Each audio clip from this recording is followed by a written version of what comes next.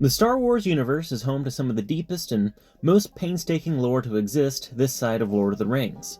Every character, every object, every planet ever introduced in the series has a deep history in the expanded universe.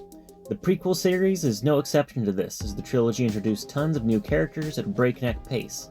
New heroes, new villains, and new side characters to populate the Clone Wars era.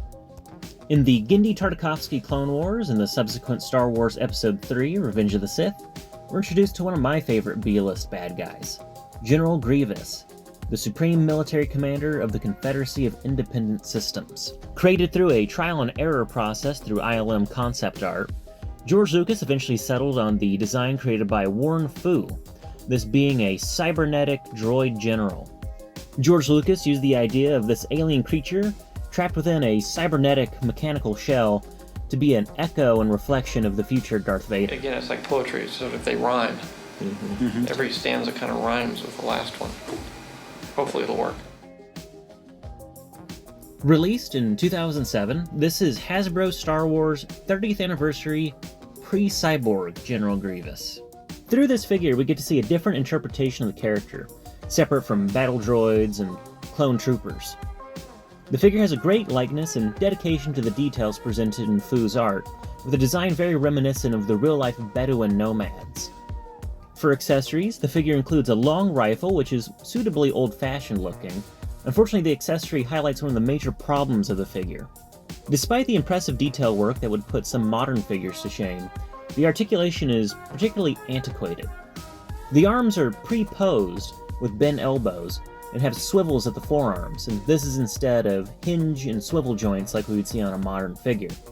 This kind of pre-posed, limited articulation figure was common at the time, but definitely shows its age when compared to the vintage collection and other 3 3/4 inch figures of the modern age. The figure also includes a sword, which could be sheathed in the back-mounted scabbard, or held snugly in his very odd 4-fingered hands. The last accessory is this removable mask. Behind the familiar skull-like shape is the true face of Grievous. The Kaleesh are described as both lizard-like and bat-like, and the face sculpt does a good job of mixing the two, but truthfully, the figure looks way better with the mask on. The figure's 3 3/4 inch scale, but it towers over just about any other figure, whether that's a vintage collection or old-school Kenner Star Wars style figures. I assume this is because the Kaleesh aliens are supposed to be massive, but I guess they even tower over Wookiees. But thanks to the figure size, as well as impressive sculpt work, it really stands out on a shelf and becomes an instant display presence. To learn how General Grievous became the cyborg Terminator on the battlefields of the Clone Wars, we've got to roll back. We've got to roll back even further than Attack of the Clones. See, in the old EU, the expanded universe for those in the know, General Grievous was born Kaimin Jai Shalal. I think Wikipedia really needs some pronunciation guides on their page. But anyway, he was a Kaleesh warlord from the planet Kali, an inhospitable and treacherous world of both jungles and deserts. The Kaleesh were under constant threat and attack from the Huk, a race of insectoid-like slave traders who plundered resource-rich planets. Amongst the chaos and bloodshed between the two warring factions came Shalal, a charismatic leader who was able to galvanize the Kaleesh into an organized resistance force. His great deeds and victories against the Huk quickly propelled him into the status of living legend and myth. He quickly amassed an elite fighting force of Kaleesh warriors who were able to reclaim land from the Huk.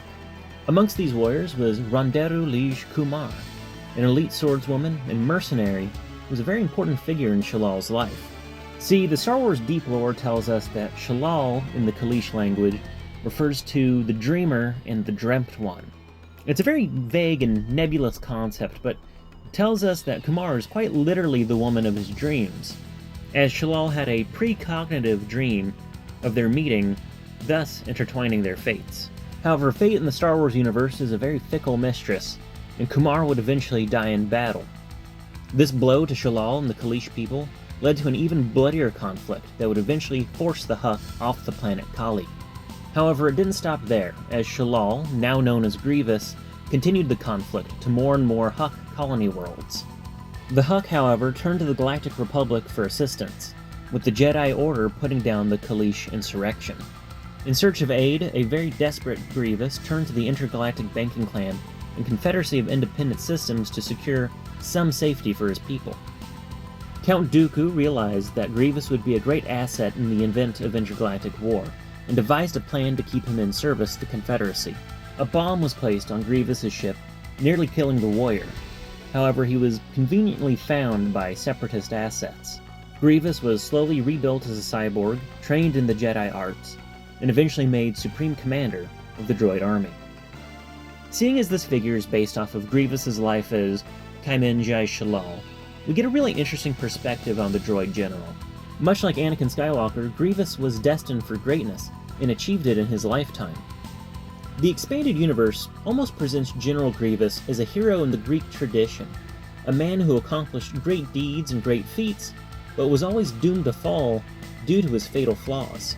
This really reflects the title crawl of Episode 3 Revenge of the Sith, that there are heroes on both sides, and evil lurks everywhere.